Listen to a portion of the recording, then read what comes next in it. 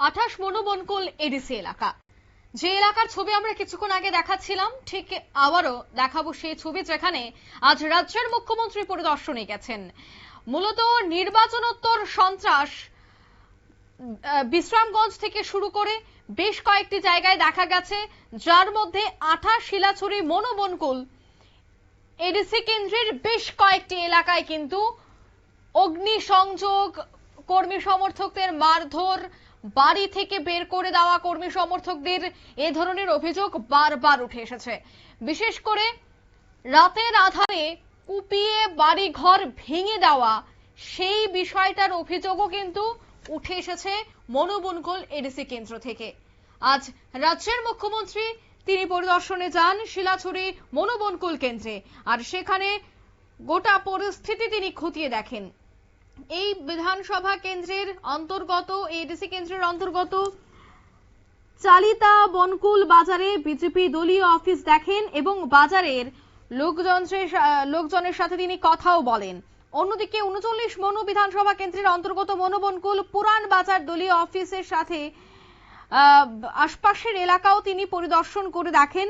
40 বিধানসভা কেন্দ্রের অন্তর্গত এই চাতকছড়ি সাঁতরাই পাড়া এলাকায় মানুষজন কেমন রয়েছেন সেই বিষয়টাও জানার চেষ্টা করেন মুখ্যমন্ত্রী। মুখ্যমন্ত্রীর সাথে আজ উপস্থিত ছিলেন ডিজি, উপস্থিত ছিলেন এসপি, উপস্থিত ছিলেন ডিএম সহ প্রশাসনিক স্তরের অন্যান্য আধিকারিক এবং বিজেপি কর্মী সমর্থকরা। তবে আজ রাজ্যের মুখ্যমন্ত্রী এই এলাকায় পৌঁছাতেই সেখানে থাকা বিজেপি কর্মী সমর্থক স্থানীয়রা যারা ক্ষতিগ্রস্ত, তারা কিন্তু পুলিশের বিরুদ্ধে একরাশ ক্ষোভ উগরে দিয়েছে। কঠোর ব্যবস্থা গ্রহণ করা হচ্ছে না পুলিশ প্রশাসন থাকার পরেও এভাবে হামলা হুজ্জতে, এবং যারাই এই হামলা হুজ্জতিতে যুক্ত রয়েছে তাদেরকে গ্রেফতার করা হচ্ছে না কেন, এই বিষয়টা নিয়ে পুলিশের ভূমিকা নিয়ে একরাশ ক্ষোভ উগরে দেয় সেখানকার এলাকাবাসীরা। এবং মুখ্যমন্ত্রী এই বিষয়ে 24 ঘন্টার ডেডলাইন বেঁধে দেয়। ঠিক সেই সময় কিভাবে কথোপকথন চলছিল দেখাবো একবার। 24 hours they should be booked, they should be attacked, and I already should be behind the bar. Within 24 hours they should be booked, they should be attacked, and I already should be behind the bar. इसमें कोई छोड़ना नहीं है और बहुत भयंकर रूप से कीजिए, ऐसा नहीं होगा कैसे करोगे? हाँ, ये पूछना नहीं है। আপনারা শুনলেন মুখ্যমন্ত্রী ঠিক ডিজিকে কি আদেশ দিলেন।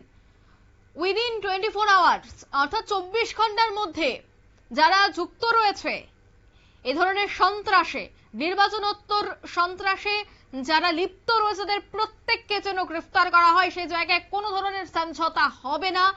ঠিক এইভাবেই ডিজিকে আদেশ দিলেন রাজ্যের মুখ্যমন্ত্রী যে খুব দ্রুত যেন এবার গ্রেফতার করা হয় অভিযুক্তদের। অন্যদিকে তিনি গোটা এলাকা পরিদর্শন করেন, পার্টি অফিস থেকে শুরু করে এলাকার মানুষজন কেমন রয়েছেন, তাদের কোনো ধরনের অভাব রয়েছে কিনা, বর্তমানে কোনো ধরনের অশান্তি রয়েছে কিনা সে বিষয়টা জানার চেষ্টা করেন। তারপর সংবাদ মাধ্যমের মুখোমুখি হয়ে কি বলছেন মুখ্যমন্ত্রী শোনাবো একবার। সেখানে আমরা বসার পর আমরা বিভিন্ন স্থানে আমাদের যারা লিডার্স আছে, মিনিস্টাররা আছেন, তাদের এক একটা টলি বানিয়েছিলাম যে সাউথে কে কে যাবে, গুমতিতে কে কে যাবে, ওয়েস্টে কে কে যাবে। তো সেইভাবে ওনারা কাজ করেছেন। আমার যেহেতু 18 তারিখ আমার ওয়েস্ট বেঙ্গলে আমার প্রচার যেতেই হবে ওখান থেকে, দিল্লি থেকে বলবো। তো আমি ওখান থেকে মনিটরিং করছিলাম কোথায় কে যাচ্ছে, এবং ওনারা এসছেনও বিভিন্ন জায়গায়। আর এখানে যা অবস্থা দেখলাম যে মানে মথার দুর্বৃত্তরা যেভাবে এখানে ভারতীয় জনতা পার্টির শুধু অফিস না, যারা ভারতীয় জনতা পার্টিকে যারা সাপোর্ট করেছে এদের বাড়িতে পর্যন্ত আক্রমণ করেছে। আমি বিভিন্ন জায়গায় আমি গেছি, শুধু সাব্রমে না, বিভিন্ন জায়গায় আমি গেছি, ত্রিপুরার বেশিরভাগ জায়গায় আমি গেছি যেখানে যেখানে এই ধরনের ঘটনা হয়েছে।